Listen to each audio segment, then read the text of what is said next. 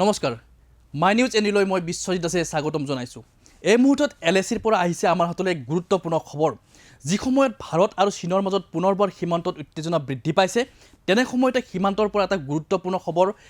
এটা ডাঙৰ খবৰ আনিছে ভাৰতীয় সেনাই। যি খবৰ শুনিলে প্ৰতিগৰাকী ভাৰতীয়ৰ মন, প্ৰতিগৰাকী দেশবাসীৰ মন গৌৰৱত উঠলি উঠিব। এই মুহূৰ্তত সেই ডাঙৰ খবৰটো আমাৰ দৰ্শকসকলক জনাব বিচাৰিছোঁ যে সীমান্তত ভাৰতীয় সেনাই দেখুৱাইছে দেশ প্ৰেমৰ এক বিৰল নিদৰ্শন। ভাৰতীয় সেনাই দেখুৱাইছে লাডাখৰ যি লেহ অঞ্চল আছে, সেই লেহ অঞ্চলত দেশৰ ভিতৰত সৰ্ববৃহৎ পতাকা উত্তোলন কৰিছে ভাৰতীয় সেনাই। যি ৰাষ্ট্ৰীয় পতাকা, দেশৰ যি শৌৰ্য বীৰ্যৰ প্ৰতীক ৰাষ্ট্ৰীয় পতাকা, সেই ৰাষ্ট্ৰীয় পতাকা দেশৰ ভিতৰতে নহয় পৃথিৱীৰ ভিতৰত সৰ্ববৃহৎ পতাকা আচলতে এই মুহূৰ্তত যি লেহ অঞ্চল আছে, লাডাখৰ লেহ অঞ্চলত যি পৰ্বতীয়া অঞ্চল আছে, পৰ্বতীয়া অঞ্চলত ভাৰতীয় সেনাই উত্তোলন কৰি দেশপ্ৰেমৰ এক বিৰল নিদৰ্শন দেখুওৱা পৰিলক্ষিত হৈছে। আৰু এই ঘটনা সংঘটিত কৰি চীনা সৈন্যক ভাৰতীয় সৈন্যই এক প্ৰকাৰ প্ৰত্যাহ্বান জনাইছে। এই মুহূৰ্তত সেই গুৰুত্বপূৰ্ণ খবৰটো পুনৰবাৰ দৰ্শকসকলক জনাইছোঁ যে সীমান্তত ভাৰতীয় সেনাই পুনৰবাৰ দেখুৱাইছে দেশপ্ৰেমৰ এক বিৰল নিদৰ্শন দেখুৱাইছে। যি দৃশ্য দেখিলে হয়তো প্ৰতিগৰাকী ভাৰতীয়ৰ মন আচলতে গৌৰৱৰে এই মুহূৰ্তত উঠলি উঠিব যে সেই দৃশ্য এই মুহূৰ্তত টেলিভিশ্যন স্ক্ৰীণত, এই মুহূৰ্তত আমাৰ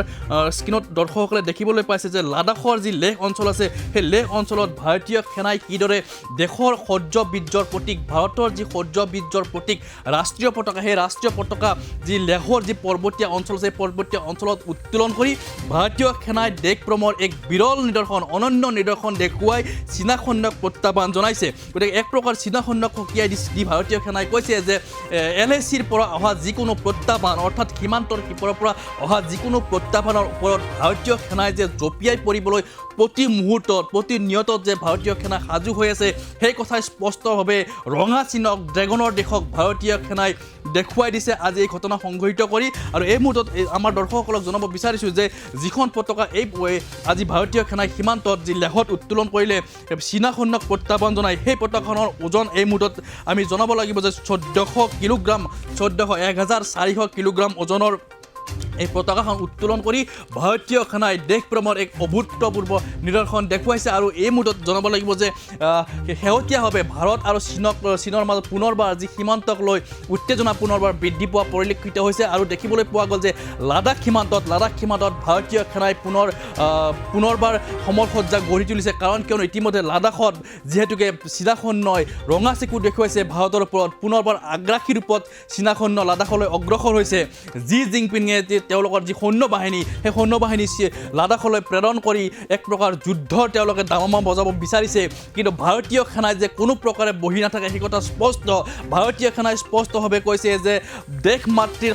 ৰক্ষাৰ অৰ্থে ভাৰতীয় সেনাই যিকোনো প্ৰত্যাহ্বানৰ ওপৰত মোকাবিলা কৰিবলৈ সাজু হৈ আছে। গতিকে ৰঙা চীনৰ সেই ৰঙা চকুক ভাৰতীয় সেনাই যে কেৰেপ নকৰে, আজিৰ এই দৃশ্যৰ পৰা, এই দৃশ্য যি দৃশ্য লেহত ৰাষ্ট্ৰীয় পতাকা, সৰ্ববৃহৎ ৰাষ্ট্ৰীয় পতাকা উত্তোলন কৰি ভাৰতীয় সেনাই স্পষ্টভাৱে বুজাই দিছে যে দেশৰ অখণ্ডতা, দেশৰ সাৰ্বভৌমত্বৰ প্ৰতি ভাৰতীয় সেনাই কোনো কাৰণতে কাৰো সৈতে যে কম্প্ৰমাইজ নকৰে, সেই কথাটো স্পষ্ট। যি সময়ত পাকিস্তানৰ সৈতে যে সীমান্তক লৈ যি ধৰণৰ উত্তেজনা বৃদ্ধি হৈ আছে, তাৰ সমান্তৰালভাৱে আন এখন ভাৰতৰ শত্ৰু ৰাষ্ট্ৰ চীনৰ সৈতে যি সীমা বিবাদ, সেই সীমা বিবাদ দীৰ্ঘদিনীয়া সীমা বিবাদ চলি আছে। আৰু দেখিবলৈ পোৱা গৈছে বিগত বৰ্ষতো যে এই সীমান্তক লৈ গালৱান উপত্যকাত ভাৰতীয় সেনা আৰু চীনা সেনাৰ মাজত যি হতাহতিৰ সৃষ্টি হৈছিল, ঠিক তেনেদৰে লাডাখত এনেধৰণৰ অনুৰূপ ঘটনা সংঘটিত হৈছিল। বিগত বৰ্ষত এই ঘটনা সংঘটিত হৈ গৈছিল। তাৰ পিছত 9খনকৈ বৈঠক, ত্ৰিপাক্ষিক বৈঠক ভাৰতীয় সেনা আৰু চীনা সৈন্যৰ মাজত অনুষ্ঠিত হৈছিল। কিন্তু এই 9খনকৈ বৈঠকৰ পিছতো কোনো সমাধান সূত্ৰ আজিলৈকে ওলোৱা নাই। সীমান্তক লৈ দুয়োখন ৰাষ্ট্ৰ আকোৰ স্থিতিত তেওঁলোকে নিজৰ স্থিতিত তেওঁলোকে অটল হৈ আছে। গতিকে তেনে সময়তে দেখিবলৈ পোৱা গৈছিল যে ভাৰতীয় সেনাই বিগত বৰ্ষত সীমান্তৰ পৰা কিছু পিছুৱাই আহিছিল। ঠিক তেনেদৰে চীনা সৈন্যও এই যি লাডাখৰ গালৱান উপত্যকা আছে, গালৱান উপত্যকাৰ পৰা কিছু পিছুৱাই গৈছিল। কিন্তু শেহতীয়াভাৱে পুনৰবাৰ দেখিবলৈ পোৱা গ'ল যে লাডাখত ভাৰতীয় সেনালৈ তেওঁলোকে আক্ৰমণৰ বাবে ইতিমধ্যে ভাৰতীয় সেনাক আক্ৰমণৰ বাবে চীনা সৈন্যই এক ব্লুপ্ৰিণ্ট ৰচনা কৰিছে। আৰু ভাৰতীয় বৈদেশিক দপ্তৰে এই তথ্য লাভ কৰি ইতিমধ্যে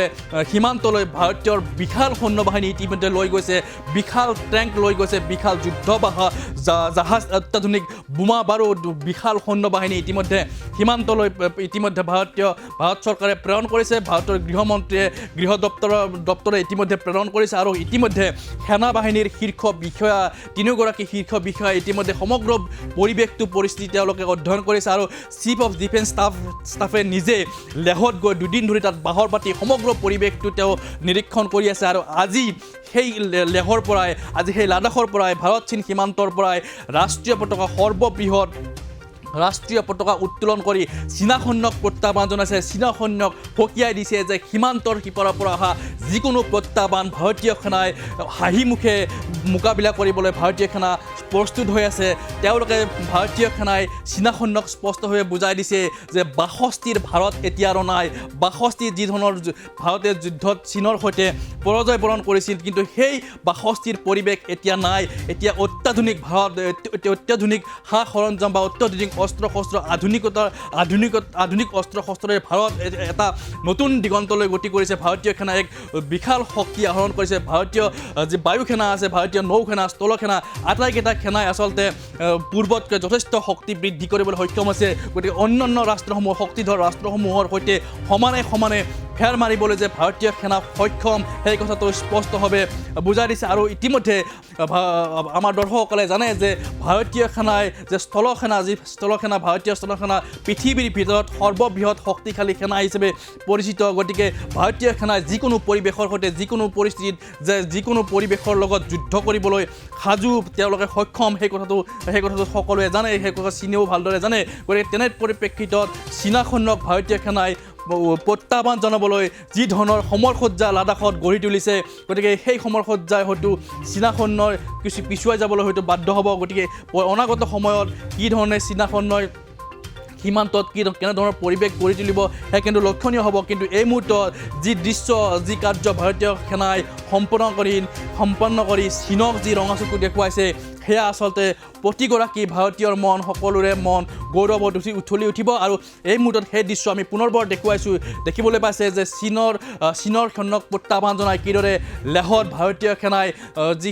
যি পৰ্বতীয়া অঞ্চল আছে সেই পৰ্বতীয়া অঞ্চলত বিশাল যি ৰাষ্ট্ৰীয় পতাকা পৃথিৱীৰ ভিতৰত সৰ্ববৃহৎ ৰাষ্ট্ৰীয় পতাকা উত্তোলন কৰি চীনা সৈন্যক ড্ৰেগনৰ দেশক জি জিনপিঙক সকীয়াই দিছে যে তেওঁলোকৰ পৰা যিকোনো ধৰণৰ প্ৰত্যাহ্বান তেওঁলোকৰ পৰা অহা যিকোনো প্ৰত্যাহ্বান ভাৰতীয় সেনাই হাঁহিমুখে তেওঁলোকে ভাৰতীয় সেনাই হাঁহিমুখে অতিক্ৰম কৰিবলৈ বাবে যে সাজু হৈ আছে সেই কথাটো স্পষ্ট গতিকে ইয়াৰ পিছত কেনেধৰণৰ পৰিস্থিতি হ'ব সেয়া কিন্তু লক্ষণীয় হ'ব কাৰণ কিয়নো ইতিমধ্যে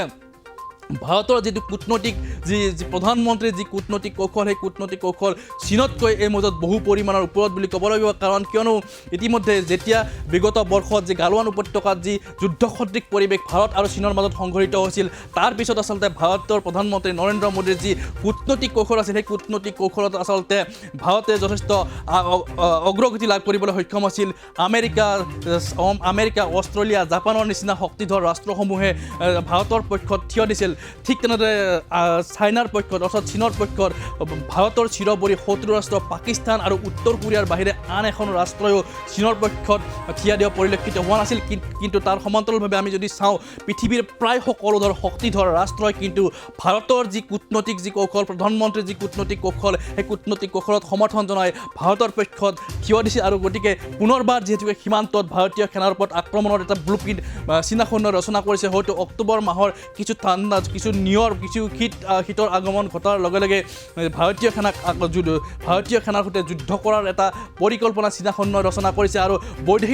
ভাৰতৰ বৈদেশিক দপ্তৰে এই তথ্য হয়তো আগতীয়াকৈ লাভ কৰি সীমান্তত ভাৰতীয় সেনাৰ বিশাল সমৰসজ্জা গঢ়ি তুলিছে অত্যাধুনিক যুদ্ধ জাহাজ লৈ যোৱা হৈছে অত্যাধুনিক টেংক লৈ যোৱা হৈছে গতিকে ইতিমধ্যে কৈছোঁ যে চীনৰ পৰা অহা যিকোনো প্ৰত্যাহ্বান যে ভাৰতীয় সেনাই যে মোকাবিলা কৰিবলৈ সাজু হৈ আছে চীনৰ সৈন্য বাহিনীৰ ওপৰত যে ভাৰতীয় সৈন্য জঁপিয়াই পৰিবলৈ সাজু হৈ আছে সেই কথাটো স্পষ্ট আৰু ইতিপূৰ্বে বাৰম্বাৰ চীনা সৈন্যক সকীয়াই দিছে যে ৬২ৰ ভাৰত এতিয়া আৰু ভাৰত হৈ থকা নাই ভাৰত এতিয়া যথেষ্ট শক্তিশালী সেই কথা চীনে ভালদৰে বুজা উচিত আৰু চীনে এটা কথা ভালদৰে জানে যে ভাৰতীয় যিটো